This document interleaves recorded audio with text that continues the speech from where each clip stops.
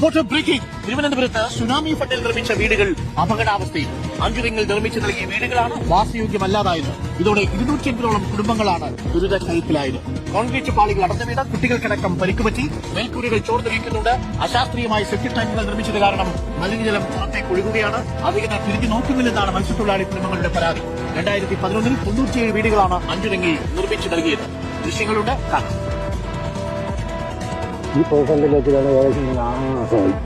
വീട് വെച്ചിട്ട് 15 വർഷമായി. ഇപ്പം ഇത് തുടങ്ങിയിട്ട് കംപ്ലീറ്റ് പൊളിഞ്ഞു കിടക്കുക. ഒന്നും ബാക്കിയില്ല. മഴ പെയ്ത കുത്തിയിരിക്കാൻ പോലും സ്ഥലമില്ല. പല മെമ്പർമാരും നോക്കി, പിന്നെ MLA സ്പീക്കറും നോക്കി, പിന്നെ കേന്ദ്രങ്ങളിൽ ഈ മുരളീധരൻ നോക്കിയായിരുന്നു. എന്നിട്ട് അവരെ പറഞ്ഞ് ഉടനെ നടക്കും എന്ന് പറയുന്നതല്ല, ഒരു കാര്യവും നടക്കുന്നില്ല.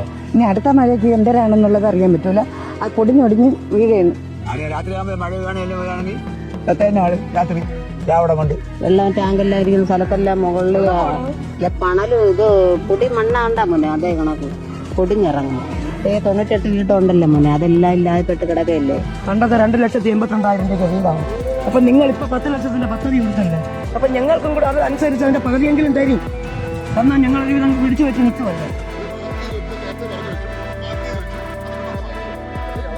വിള്ളൽ വന്നിട്ട് ഞങ്ങൾ ചോദ്യം ചെയ്യുമ്പോൾ എന്ത് ധാർമ്മിക CPM ഉള്ളത്, എന്ത് ധാർമ്മിക ഇത് പറയാൻ